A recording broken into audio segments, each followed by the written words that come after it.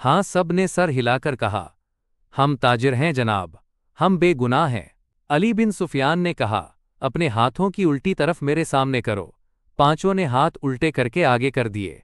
अली ने सबके बाएं हाथ के अंगूठे और शहादत की उंगली की दरमियानी जगह को देखा और एक आदमी को कलाई से पकड़कर घसीट लिया। इसे कहा, कमान और तरकश कहाँ छुपा रखी है? उस आदमी ने मासूम बनने की बहुत कोशिश की। अली ने सुल्तान अय्यूबी के एक मुहाफिज को अपने पास बुलाकर उसके बाएं हाथ की उल्टी तरफ उसे दिखाई। इसके अंगूठे की उल्टी तरफ उस जगह जहां अंगूठा हथेली के साथ मिलता है, यानी जहां जोड़ होता है, वहां एक निशान था। ऐसा निशान इस आदमी के अंगूठे के जोड़ पर भी था। अली ने उसे अपने मुहाफिज के मुतालिक बताया, ये सुल्तान का बेहतरीन तीर अंदाज है और ये निशान उसका सबूत है कि ये तीर अंदाज है। इसके अंगूठे की उल्टी तरफ एक मध्यम सा निशान था, जैसे वहां बार बार कोई चीज रगड़ी जाती रही हो। ये तीरों की रगड़ के निशान थे। तीर दाएं हाथ से पकड़ा जाता है, कमान बाएं हाथ से पकड़ी जाती है। तीर का अगला हिस्सा बाएं हाथ के अंगूठे पर होता है और जब तीर कमान से निकलता है तो अंगूठे पर रगड़ खा जाता है। ऐसा निशान हर एक तीर अंदाज के हाथ पर होता था। अली बिन सुफियान ने उसे कहा, इन पांच में तुम अकेले तीर अंदाज हो। कमान और तरकश कहाँ है? पांचों चुप रहे। अली ने इन पांच में से एक को पकड़कर मुहाफिजों से कहा, इसको उस दरख्त के साथ बांध दो। उसे खजूर के दरख्त के साथ खड़ा करके बांध दिया गया। अली ने अपने तीर अंदाज के कान में कुछ कहा। तीर अंदाज ने कंधे से कमान उतारकर उसमें तीर रखा और दरख्त से बंधे हुए आदमी का निशाना लेकर तीर छोड़ा। तीर इस आदमी की दाएं आंख में उतर गया। वो तड़पने लगा। अली ने बाकी चार से कहा, तुम में कितने हैं जो सलीब की खातिर इस तरह तड़प तड़प कर जान देने को तैयार हैं? उसकी तरफ देखो। उन्होंने देखा, वो आदमी चीख रहा था, तड़प रहा था। उसकी आंख से खून बुरी तरह बह रहा था। मैं तुमसे वादा करता हूं, अली बिन सुफियान ने कहा, कि बाइज्जत तरीके से तुम सबको समंदर पार भेज दूंगा। दूसरे ऊंट पर कौन गया है? कहाँ गया है?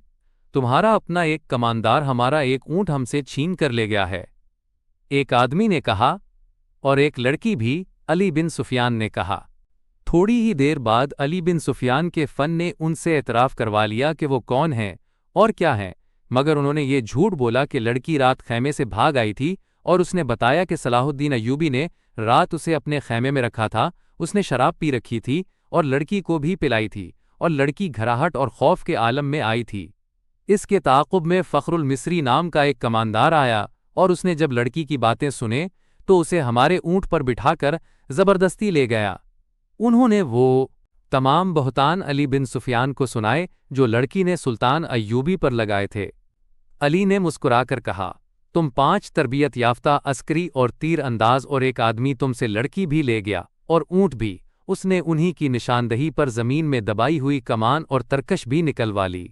इन चारों को खैमागाह में भेजवा दिया गया। 5वां आदमी तड़प तड़प कर मर चुका था। ऊंट के पांव के निशान साफ नजर आ रहे थे।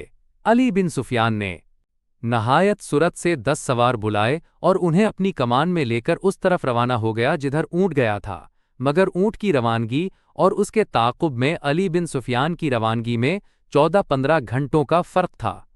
ऊंट तेज था और उसे आराम की भी ज्यादा ज़रूरत नहीं थी। ऊंट पानी और खुराक के बगैर 6-7 दिन नज़ू ताज़ा रह सकता है। इसके मुकाबले में घोड़ों को रास्ते में कई बार आराम, पानी और खुराक की ज़रूरत थी। उन अनासिर ने ताक़ुब नाकाम बना दिया। ऊंट ने 14-15 घंटों का फ़र्क पूरा न होने दिया। फ़ख्रुल मिस्री ने ताक़ुब के पेश नज़र क़याम बहुत कम किया था। अली बिन सुफियान को रास्ते में सिर्फ एक चीज़ मिली। ये एक थैला था। उसने रुक कर थैला उठाया, खोल कर देखा। उसमें खाने पीने की चीज़ें थीं। इस थैले में एक और थैला था, उसमें भी वही चीज़ें थीं। अली बिन सुफियान के सूंघने की तेज़ हिस्स ने उसे बता दिया कि उन अशिया में हशीश मिली हुई है। रास्ते में उसे 2 जगह ऐसे आसार मिले थे जिनसे पता चलता था कि यहाँ ऊंट रुका है और सवार यहाँ बैठे हैं। खजूरों की गुठलियाँ, फलों के बीज और छिलके भी बिखरे हुए थे। थैले ने उसे शक में डाल दिया।